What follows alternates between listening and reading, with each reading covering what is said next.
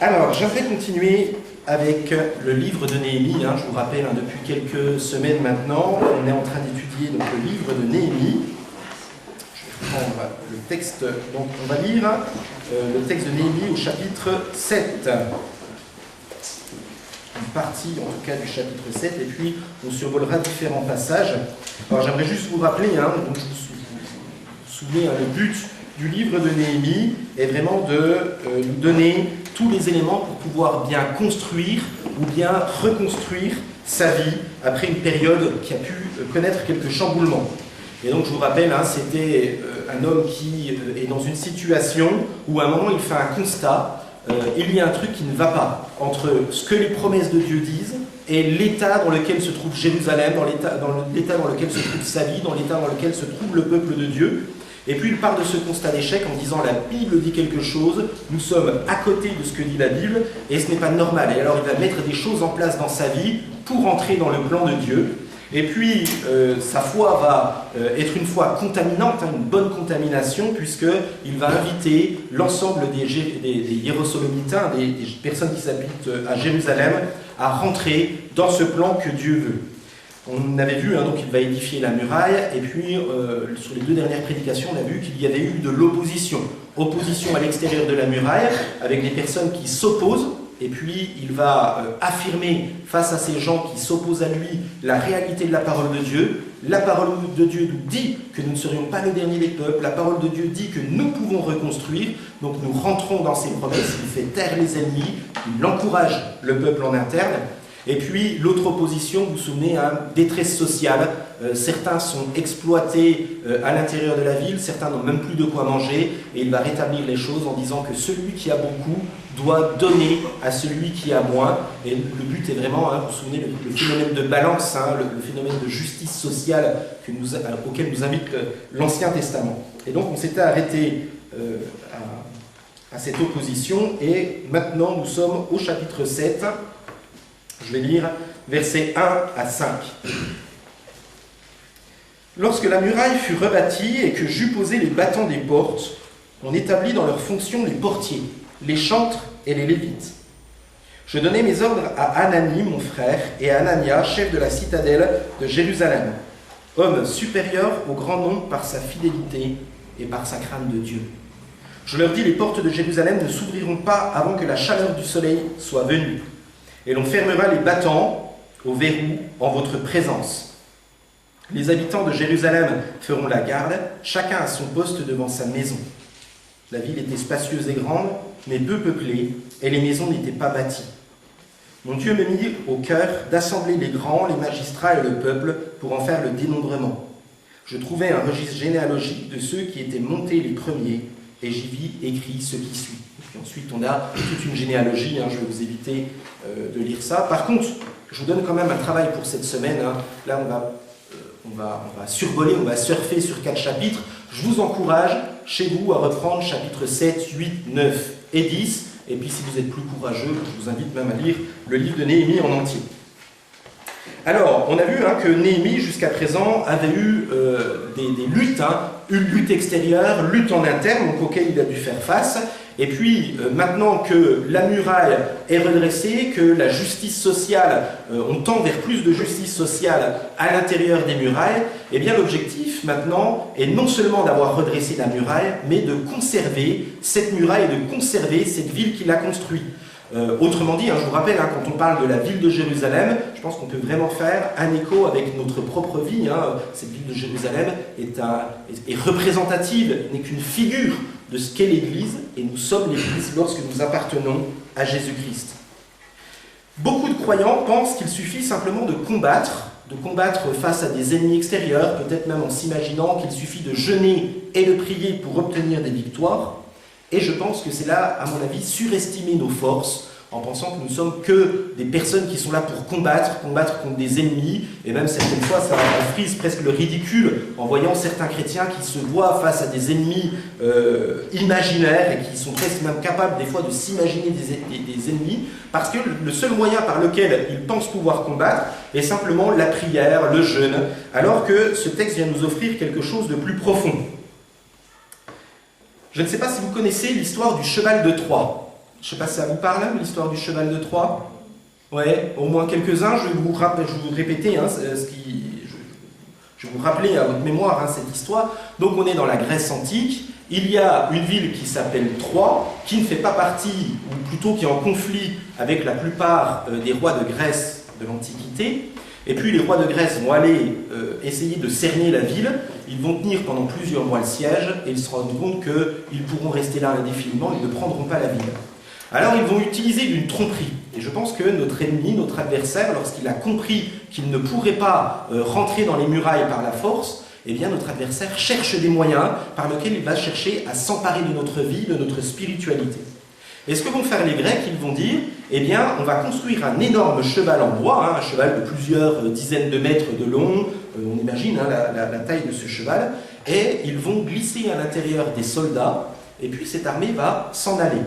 Et alors, les gens de Troie disent, c'est bon, on a gagné, et ce qu'on va faire pour se souvenir de cette victoire, eh bien, on va prendre ce cheval, et on va le faire rentrer dans la ville.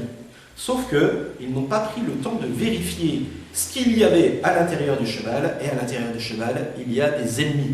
Et ce qui va se passer pendant la nuit, hein, on ouvre une trappe, les soldats sortent, vont ouvrir les portes de la ville, et puis l'armée grecque qui s'était réfugiée un peu plus loin va rentrer dans la ville, va pénétrer dans la ville, et plutôt que de la faire tomber en plusieurs mois, en quelques minutes, ils vont pouvoir prendre la ville. Spirituellement, c'est pareil. En fait, il nous faut veiller avec beaucoup de discipline sur notre vie. Et dans ces 4 premiers versets hein, qu'on a lus dans Néhémie chapitre 7, en fait, c'est ce qui est marqué. Qu'est-ce que nous dit Néhémie? C'est qu'il va prendre des personnes qui sont sages, il va demander à des personnes qui sont capables de se discipliner, de veiller sur la ville. Et le meilleur moyen, donc je disais, pour être victorieux de notre adversaire, eh bien, c'est d'essayer de rentrer dans notre vie, d'essayer de rentrer dans notre spiritualité. Et donc, comme je disais, hein, donc Néhémie va trouver des personnes de confiance. Il va appeler un de ses frères et une autre personne, hein, c'est même marqué qu'il est presque un frère supérieur à beaucoup d'autres, et sans forcément faire appel à des personnes qui sont extérieures à nous-mêmes, hein, mais je pense que la vie de foi, la construction que nous avons établie, nous demande d'agir avec beaucoup de sagesse. Et dans ce texte, hein, on voit que la sagesse, elle va s'exprimer en disant qu'on ne doit pas ouvrir les murailles quand il fait nuit, mais on doit les ouvrir, les portes, hein, mais simplement quand il fait jour. Pourquoi? Parce que quand on est de nuit, on ne sait pas, on ne peut pas distinguer entre celui qui est notre adversaire et celui qui n'est pas notre adversaire. On n'a pas la possibilité d'aller ouvrir les sacs, d'aller regarder ce qu'il y a dans les cargaisons, dans les marchandises, et il est important d'avoir un regard objectif sur ceux qui vont pénétrer, ceux qui vont rentrer dans la ville.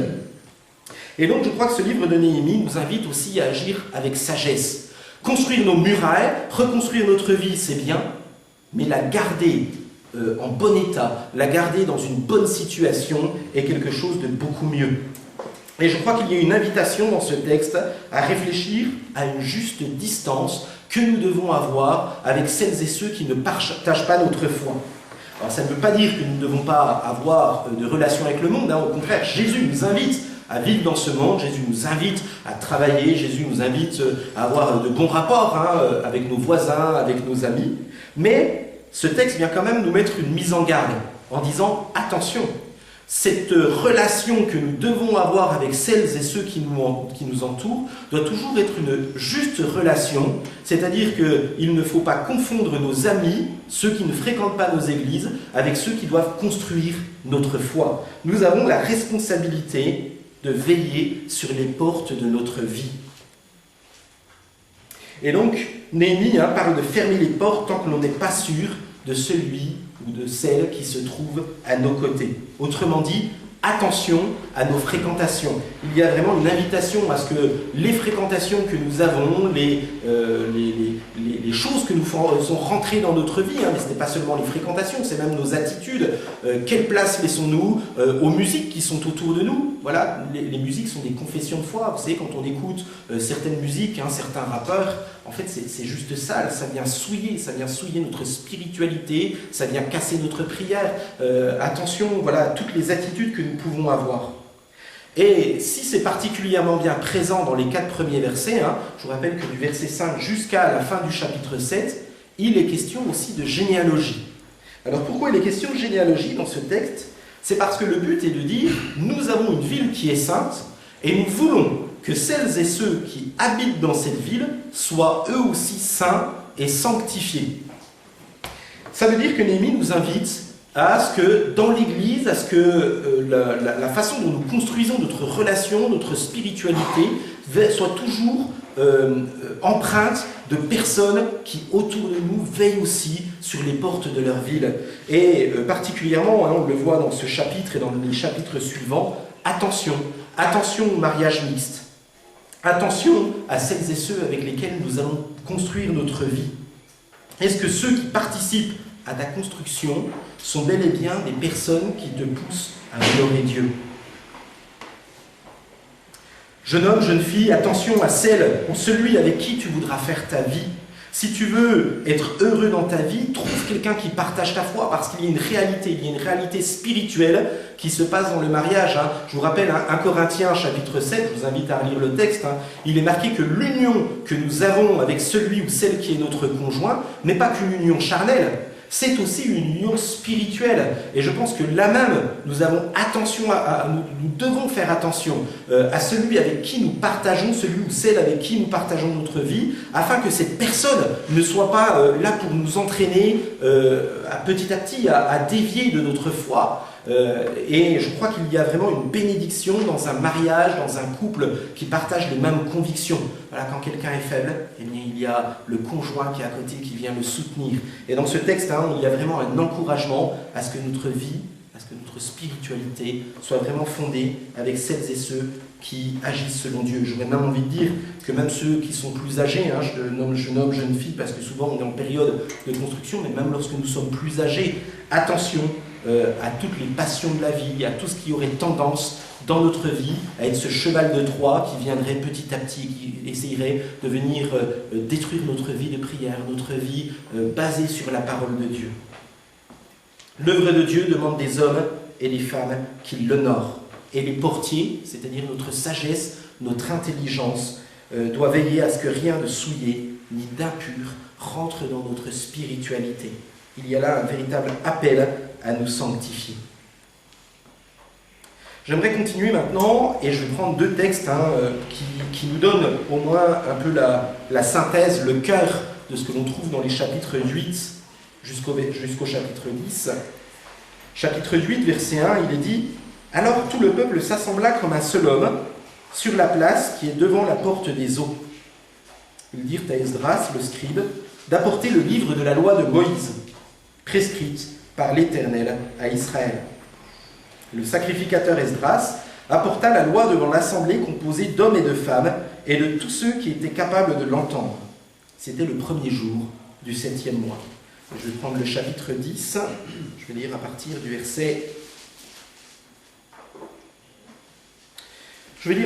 verset 30. « Nous promîmes de ne pas donner nos filles au peuple du pays et de ne pas prendre leurs filles pour nos fils, de ne rien acheter le jour du sabbat et les jours de fête, des peuples du pays qui apportaient à vendre le jour du sabbat, des marchandises ou denrées quelconques, et de faire relâche la 7e année en exigeant le paiement d'une dette. Nous nous imposâmes aussi des ordonnances qui nous obligeaient de donner 1/3 de cycle par année pour le service de la maison de notre Dieu, pour les pains de proposition, pour l'offrande perpétuelle, pour l'holocauste perpétuel des sabbats, des nouvelles lunes et des fêtes, pour les choses consacrées, pour les sacrifices d'expiation en faveur d'Israël, et pour tout ce qui se fait dans la maison de notre Dieu. Nous tirâmes au sort des sacrificateurs, lévites et peuples, au sujet du bois qu'on devait chaque année apporter en offrande à la maison de notre Dieu, selon nos maisons paternelles, à des époques fixes, pour qu'il soit brûlé sur l'autel de l'Éternel, notre Dieu, comme il est écrit dans la loi. Nous résolûmes d'apporter chaque année à la maison de l'Éternel les prémices de notre sol et les prémices de tous les fruits de tous les arbres. » Et puis, j'arrêterai ici la lecture, mais on a au moins la synthèse de ce que nous trouvons dans les chapitres 8 jusqu'au chapitre 10. Je vous rappelle, vraiment, c'est des chapitres qui sont vraiment pleins de richesses, et je vous invite vraiment, chez vous, à prendre le temps de les relire. Le deuxième point que l'on trouve dans ces chapitres, c'est comment faire de notre vie une vie qui rende un culte à Dieu de façon continuelle. En fait, un des objectifs de Néhémie en redressant les murailles de Jérusalem, ce n'est pas simplement de redresser une identité de peuple. En fait, ce n'est pas seulement son honneur qu'il est en train de rechercher, mais c'est avant tout l'honneur de Dieu. Comment rendre dans notre vie toute l'honneur et toute la gloire à Dieu. Et j'aimerais voir donc les différentes étapes et le déroulement de ces différentes étapes au cours de ces 3 chapitres.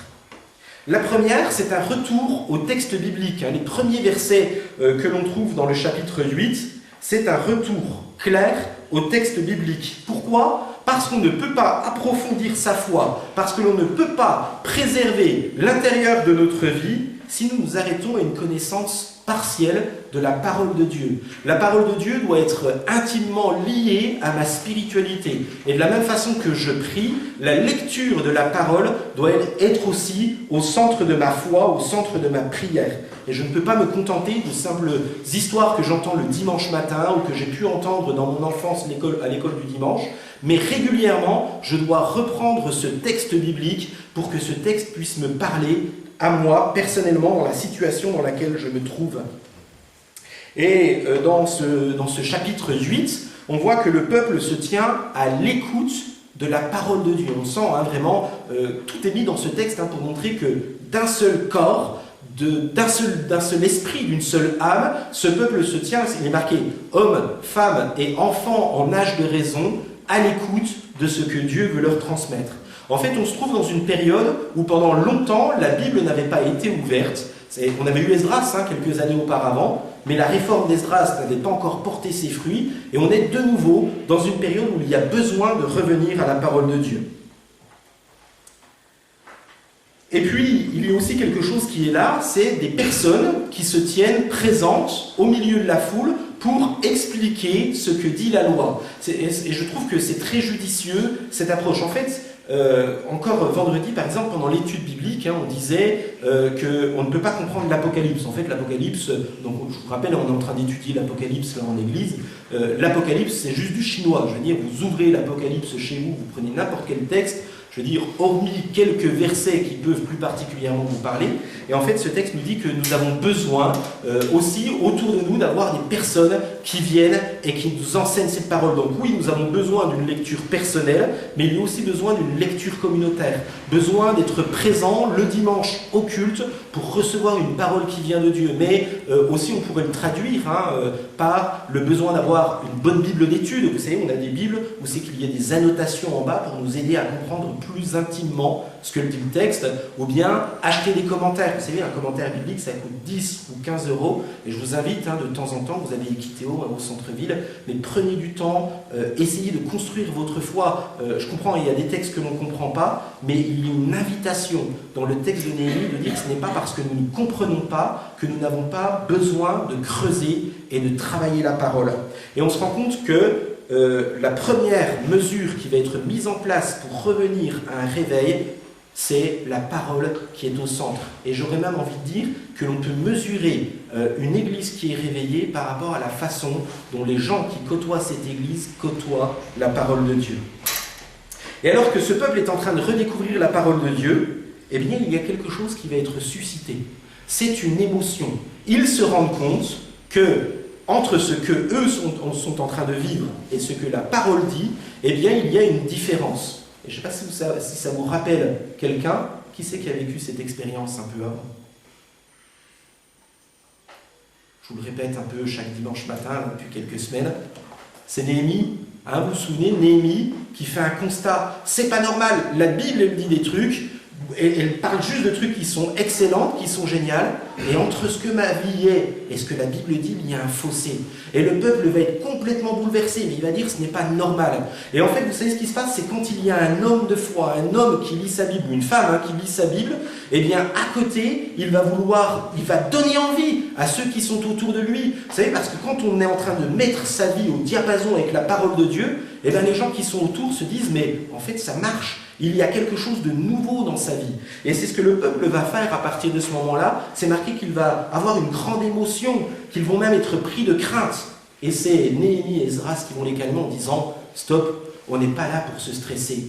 Si le Seigneur est en train de nous montrer quelque chose qui ne va pas dans notre vie, le but, ce n'est pas de stresser, le but, ce n'est pas d'angoisser, mais c'est de dire « Eh bien, mettons des choses en place dans notre vie. Et c'est ce qui va se passer, hein. On continue le texte hein, avec le chapitre 9, et on va voir que ce chapitre 9 est toute une série hein, de textes où le peuple va confesser ses péchés. Et il va y avoir un véritable travail de fond qui va être fait, puisque cette prière nous renvoie à l'époque de Abraham, et puis elle va aller jusqu'à l'époque de Néhémie.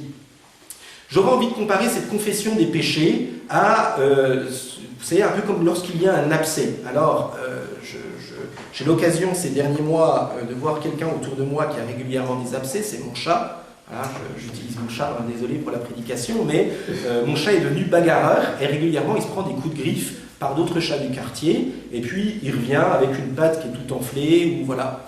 Et ce qui se passe quand il y a un abcès, en fait, au début, vous avez une énorme boule, vous avez beaucoup de souffrance, et puis vous avez les chairs qui sont en train de se nécroser. En gros, vous avez le corps qui est en train de pourrir de l'intérieur.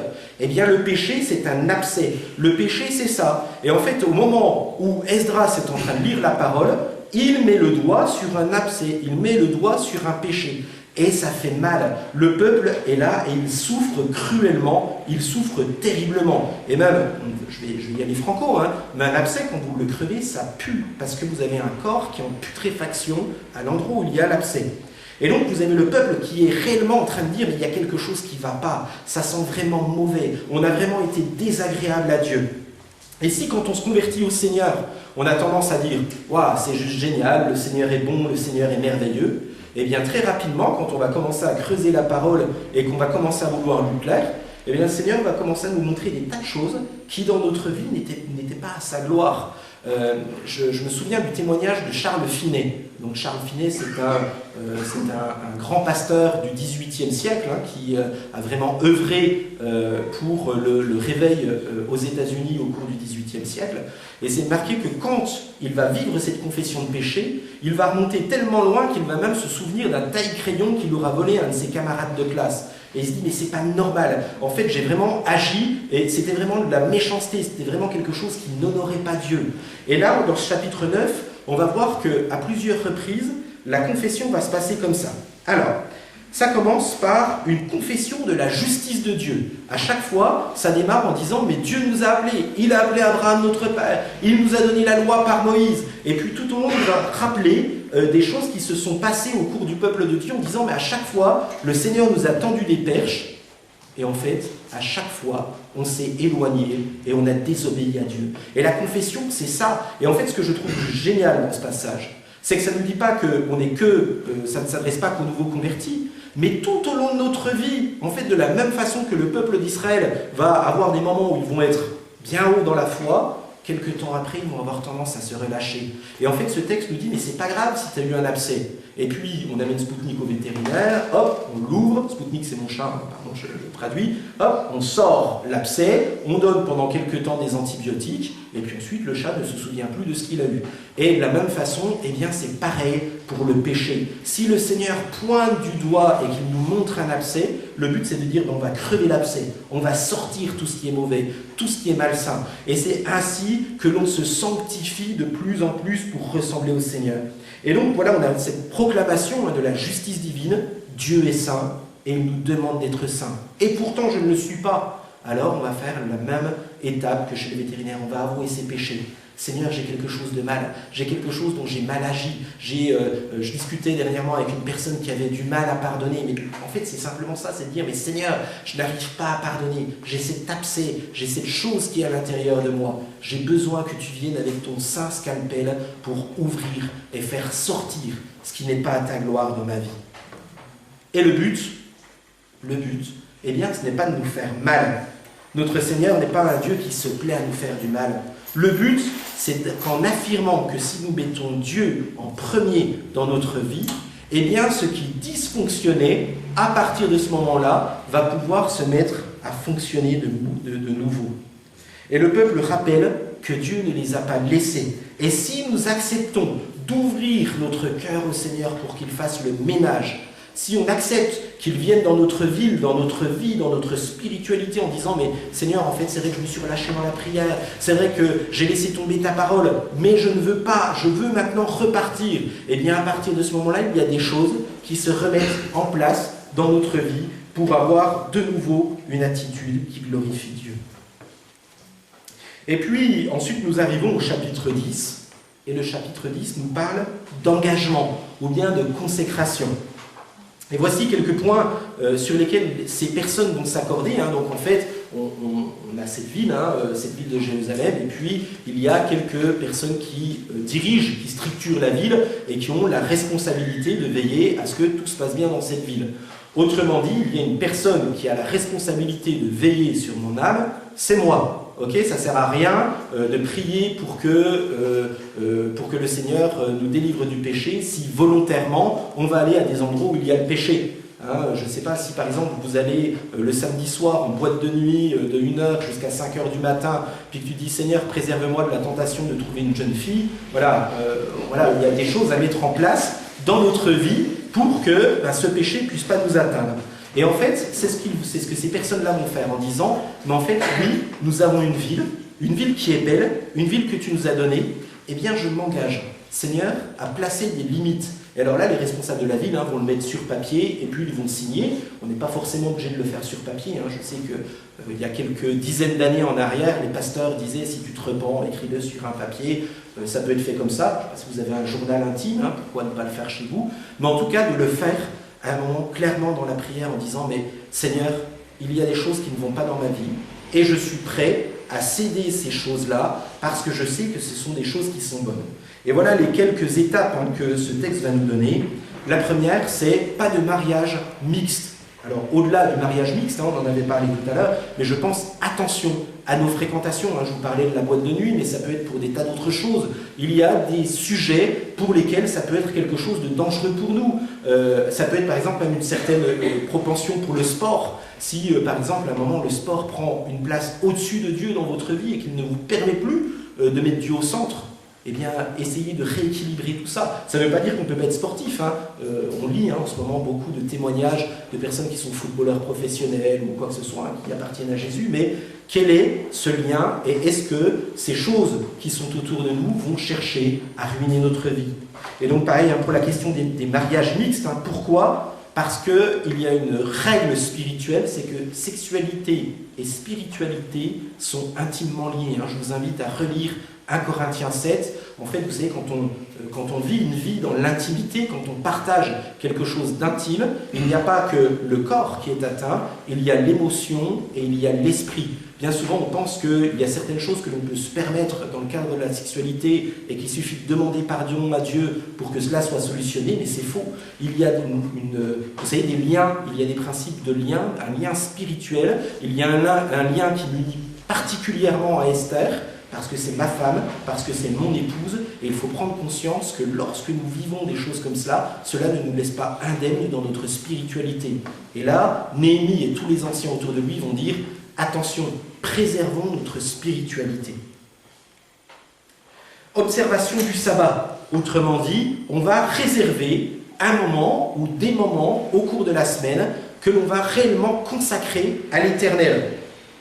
Alors le sabbat, je le dis, ça ne veut pas dire grasse matinée. Aujourd'hui on traduit des fois le sabbat par le jour du repos. En fait, littéralement en hébreu, le sabbat ne signifie pas le repos. Le repos en hébreu signifie Noar, c'est Noé qui est le symbole du repos. Le sabbat, ça signifie cesser son activité. Donc cesser son activité, ça ne veut pas dire rester au lit et ne rien faire. Ça veut dire j'arrête toutes les activités séculières pour passer un temps plus intimement avec Dieu. Et alors quelque chose que j'aime rappeler avec le sabbat, c'est que le sabbat s'impose à nous. Donc en fait, vous savez, des fois un peu machinalement, on a envie de dire « Oh, si j'ai 5 minutes dans la journée, je m'arrêterai pour passer un temps en prière ». En fait, agir comme ça, ce n'est pas forcément agir de la bonne façon. Je pense que le sabbat est quelque chose qui vient et qui s'impose à nous et dans lequel nous sommes invités à un moment à nous arrêter, non pas sur notre ordre, mais parce que Dieu nous demande à un moment de nous arrêter pour construire du temps et passer du temps avec notre Créateur. Et ce sabbat, nous sommes aussi invités non pas à le vivre uniquement personnellement, il y a des temps où nous avons besoin personnellement de prendre la Bible, d'avoir un temps dans la prière, mais c'est aussi une invitation à vivre quelque chose de façon collective. Cette ville, cette construction, cette église que l'on construit, on la construit ensemble.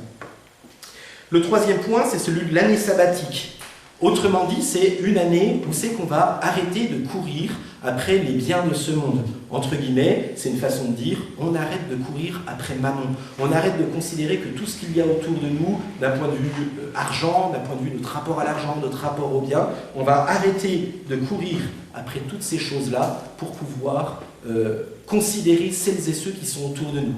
Et alors, je vous rappelle, il y a aussi un rapport à l'argent donc dans cette année sabbatique, c'est que lorsque quelqu'un avait une dette contre vous, au cours de cette année sabbatique, eh bien, on laisse tomber cette dette, on abandonne. Ça va être dans le cadre du pardon des péchés, mais ça va être aussi dans le cadre de la façon, vous vous souvenez, on parlait de justice sociale. En fait, le désir profond de ce peuple, c'est de revenir en disant il faut de la justice sociale, il faut de la justice spirituelle aussi entre chacun d'entre nous. Ça veut dire que si on sait qu'un frère, une sœur peut avoir des difficultés, que ce soit dans la maladie, que ce soit dans la fatigue, que ce soit dans sa foi, eh bien, on arrête tout et on va aller soutenir cette personne pour pouvoir l'accompagner.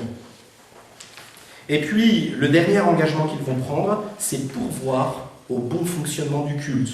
Alors, quand je parle du bon fonctionnement du culte, je ne parle pas forcément de ce bâtiment, mais c'est pourvoir pour que le sacrifice que nous offrons à l'Éternel, donc le sacrifice de notre vie, eh bien qu'il n'y ait jamais de bois ou d'animaux, dans le cadre de l'Ancien Testament, entre guillemets, qu'il n'y ait jamais à un seul moment dans notre vie un endroit ou quelque chose que l'on ne laisse pas à Jésus-Christ. En fait, c'est une véritable invitation à ce que Jésus prenne toute la place dans notre vie, dans ce temple que nous formons pour pouvoir lui rendre gloire et honneur. Et la question qui se trouve derrière, c'est est-ce que ta vie est offerte à Dieu pour faire ce qui lui plaît? Est-ce que tu es prêt à laisser chaque coin de ta vie pour que Dieu puisse être honoré au sein de ta vie? Voilà. Et même si ça fait du remue-ménage certaines fois dans notre vie, voilà, c'est vraiment une invitation à ce que nous puissions vraiment balayer, construire, nous édifier. Donc j'aimerais juste conclure en disant qu'il y a vraiment cette invitation à veiller sur les portes de notre cœur. Attention, veillons à ce que le diable ne cherche pas à s'insinuer par quelque moyen que ce soit avec l'objectif de nous freiner, mais vraiment que notre désir profond soit vraiment que tout notre corps, toute notre âme, tout notre esprit soit là pour rendre un culte au Seigneur. J'aimerais terminer par la prière.